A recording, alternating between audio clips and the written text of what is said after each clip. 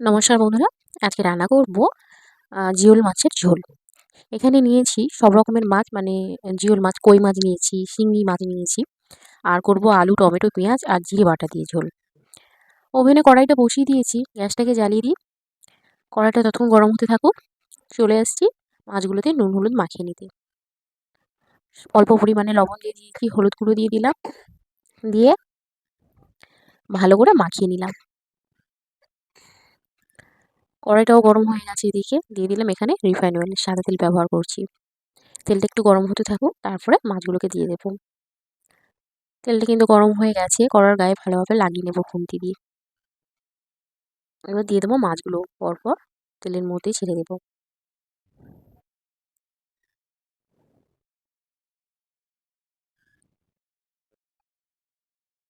আর এই শিঙি মাছের এই শিং মাছ বাচ্চাদের জন্য খুব উপকারী, মানে ছোটো ছোটো হোক কিন্তু খুব ভালো, খেলে রক্ত মানে হয় বলে। কই মাছ তো ভালো, কিন্তু দেওয়া যায় না, এত পরিমাণে কাঁটা থাকে আর এত শক্ত কাঁটাগুলো, একবার গোড়ায় গেঁথে গেলে আর বার করা প্রচণ্ড মুশকিল।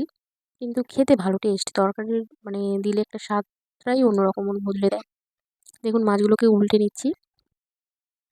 আর এগুলো সবই আমাদের মাঠের পুকুরে, মানে মানে জিওল মাছ তো, তাই যাই যাই খাওয়া হচ্ছে।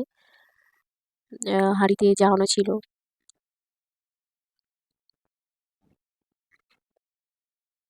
দেখুন মাছগুলো কিন্তু ভাজা হয়ে গেছে, মানে এদিক ওদিক করে উল্টে নিলাম সব মাছগুলোকে। এবার তুলে নেবো মাছগুলোকে একে একে করে। আর এমনি শিং মাছের যা সাইজ, ও বেশি ভাজলে একদম আর দেখতে হবে না শিং মাছে। তো আমরা বলবো যে তেলটা কেন চেঞ্জ করে দিয়েছি, তো ওখানটা অন্যরকম মাছের ঝোল করা হয়েছিল, তো সেটা বাদ দিয়ে দিয়েছি। তো আবারও কড়াইতে তেল দিয়েছি, দিয়ে পেঁয়াজ দিয়ে দিয়েছি। পেঁয়াজটা একটু লাল লাল হোক, হলেই সবজিগুলো, মানে সবজি বলতে কি আলুটাই দিয়ে দেবো। একটু লাল লাল করে ভাজা দেখুন হয়েও এসছে। এবার আলুগুলোকে দিয়ে দেবো ওই পেঁয়াজের মধ্যে, দিয়ে একটু ভাজা ভাজা মতন করে নেব।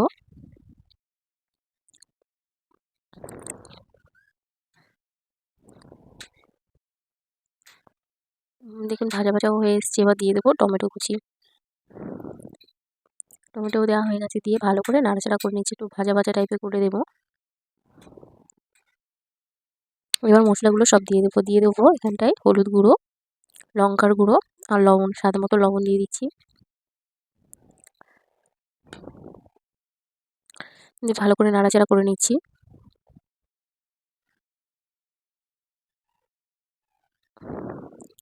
এবার দিয়ে দেবো জিরে বাটা, আগে থেকে যে জিরে বেটে রেখেছিলাম সেই জিরে বাটাটা। আর এই শিঙি মাছ, মাগুর মাছ বা কই মাছ, এগুলোতে বেশিরভাগটা পেঁপে দিলে খুব ভালো লাগে খেতে, বা কাঁচকলা দিয়ে খেতে ভালো লাগে। তো কিছুই এখন নেই, তো আলু দিয়েই করছি, ওই জন্য একটু ঝাল ঝাল টাইপের হবে। এবার দিয়ে দিচ্ছি জল পরিমাণ মতন, আলু সেদ্ধ হবে। দিয়ে দিলাম আলু।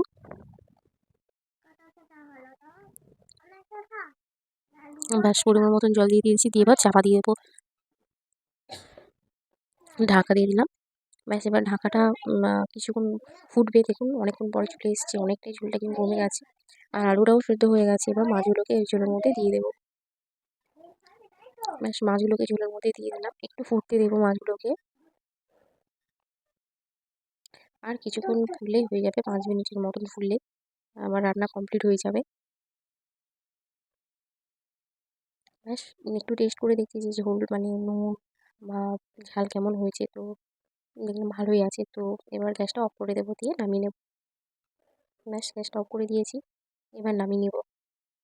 একদম জিরে জিরে বাটার ঝোল এটা, শিঙি কই মাছ দিয়ে করা। তো নামিয়ে নিয়েছি, দেখুন এটা আসলে এরকম কালার এসছে। সবাই ভালো থাকবেন, সুস্থ থাকবেন, সকলকে ধন্যবাদ। দেখা হচ্ছে আগামী পর্বে।